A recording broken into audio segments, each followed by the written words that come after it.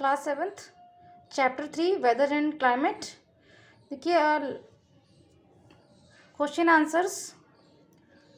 Differentiate between weather and climate.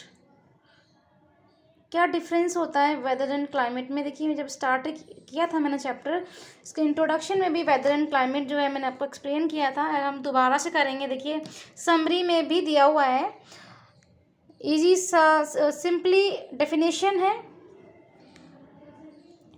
Weather is the day-to-day condition of the atmosphere at any place as regards temperature, rainfall, winds, humidity and sunshine। ठीक है, weather क्या होता है? Day to day condition जो होती है atmosphere की।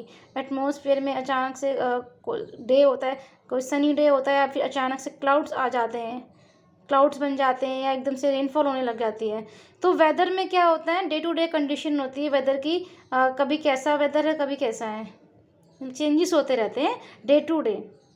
ठीक है, टेम्परेचर में चेंज हो जाएगा, कभी टेम्परेचर हाई हो जाएगा, एकदम से लो हो जाएगा। रेनफॉल, विंड्स जो है कभी स्टॉर्म्स भी आ सकते हैं, स्पीड ज़्यादा भी हो सकती है विंड्स की या फिर कम। ठीक है, देन देखिए climate. Climate is the average state of weather. Climate क्या है? Average state of weather over a long period of time से 30 ईयर्स। क्योंकि किसी भी एरिया का जो है 30 ईयर्स तक ऑब्जर्वेशन किया जाता है। डाटा जो होता है, क्लाइमेटिक डाटा जो होता है, उसकी स्टडी की जाती है। देन उसके बेस पे बताया जाता है कि उस एरिया का क्लाइमेट जो है किस टाइप का है। ठीक है, कोल्ड क्लाइमेट है, हॉट क्लाइमेट है, ट्रॉपिकल क्लाइमेट है। ठीक है, तो ये है वेदर एंड क्लाइमेट में डिफरेंस। देन देखिए question number 2, name the elements of weather. हमें वेदर के एलिमेंट्स बताने हैं। Elements of weather are temperature, humidity, pressure, rainfall and direction and speed. ये सब क्या हैं? वेदर के एलिमेंट्स।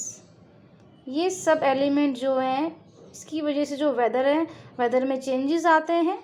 ठीक है, तो देखिए लास्ट वीडियो में मैंने आपको टेम्परेचर जो था मैंने एक्सप्लेन भी कर दिया था कि किस तरीके से वो वेदर का जो है एलिमेंट है। इसमें देखिए क्वेश्चन आपका आ सकता है एग्जाम में, तो आप थोड़ा थोड़ा ये एलिमेंट्स जो है इनके नेम लर्न कर लेंगे। ठीक है, टेम्परेचर हो गया, prevailing winds, humidity, precipitation, sunshine, clouds. तो आप जो है थोड़ा थोड़ा सा जो है इनके बारे में पढ़ लेंगे। आपको मेन पॉइंट जो है इनके पता होना चाहिए कि किस तरीके से ये जो एलिमेंट्स जो हैं वेदर को अफेक्ट करते हैं।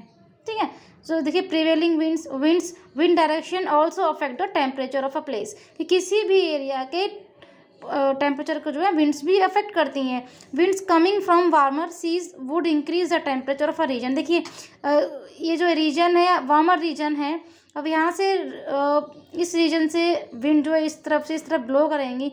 अगर ये वार्मर रीजन से स्टार्ट हो रही है तो विंड्स क्या होंगी? गर्म होंगी। तो इस एरिया में जाएंगी तो वो एरिया भी जो है टेम्परेचर उसका भी क्या होगा? इंक्रीज हो जाएगा।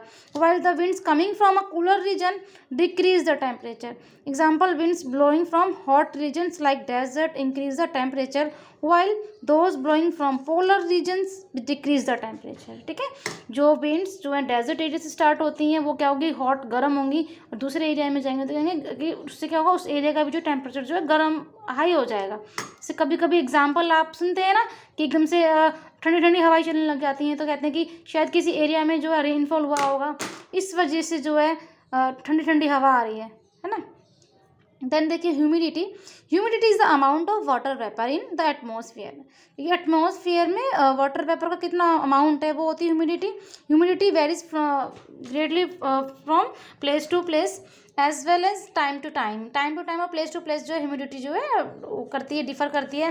The actual amount of water vapour present the atmosphere is called absolute humidity. ठीक है, इस तरीके से देखिए relative humidity it the ratio between the actual amount of water vapor present in the air and the total amount that air can hold at given temperature। कि देखिए ये relative humidity क्या होती है कि एक्चुअल अमाउंट जो है water vapour का एयर में कितना प्रेजेंट है और टोटल अमाउंट जो है एयर और कितना होल्ड कर सकती है टेम्परेचर दिए हुए टाइम पे। तो ये होती है relative humidity. The relative humidity is expressed in percentage. Then देखिए प्रेसिपिटेशन। प्रेसिपिटेशन क्या है? रेनफॉल। रेनफॉल को प्रेसिपिटेशन बोलते हैं। Precipitation is defined as water in liquid solid from falling to the earth, की जो लिक्विड फॉर्म में जो है अर्थ सरफेस पे जो है वो फॉल करती है। It can be termed at deposition of atmospheric moisture and the most important phase of the hydrological cycle या वाटर साइकिल का जो है मेन इंपॉर्टेंट फेज है प्रेसिपिटेशन, ठीक है। Evaporation, then condensation, then precipitation होता है। द एटमॉस्फेरिक मॉइस्चर में भी प्रेसिपिटेशन आइदर इन सॉलिड और लिक्विड स्टेट, और जो प्रेसिपिटेशन जो होता है सॉलिड स्टेट में, लिक्विड स्टेट में हो सकता है। लिक्विड में देखिए रेनफॉल होती है, देन सॉलिड में कब देखते हैं हेल्स, स्नोफॉल होती है, हेल्स वगैरह गिरते हैं, छोटे छोटे आइस गिरते हैं। Sleet, rain and drizzle are the common form of precipitation, ठीक है। देन उसके बाद सनशाइन भी जो है एलिमेंट ही है वेदर का।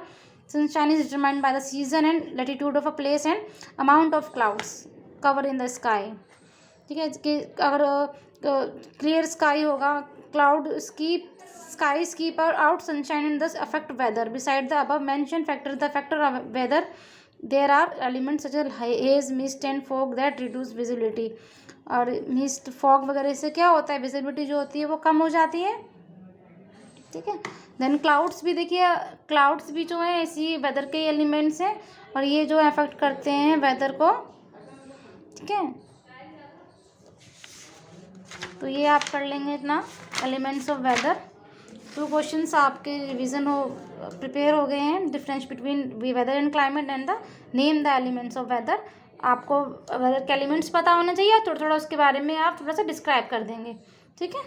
Then name the instrument used for the following. Atmospheric pressure जो होता है उसको किससे करते हैं मेज़र, बैरोमीटर से। देन विंड स्पीड के लिए विंड यूज़ करते हैं, रेनफॉल के लिए रेन गॉज, देन ह्यूमिडिटी के लिए wet and dry bulb thermometer, और इसको हाइग्रोमीटर भी बोलते हैं। देन टेम्परेचर जो है थर्मोमीटर यूज़ किया जाता है टेम्परेचर के लिए, ठीक है। तो ये जो इंस्ट्रूमेंट है ये भी आप अच्छे से लर्न कर लेंगे।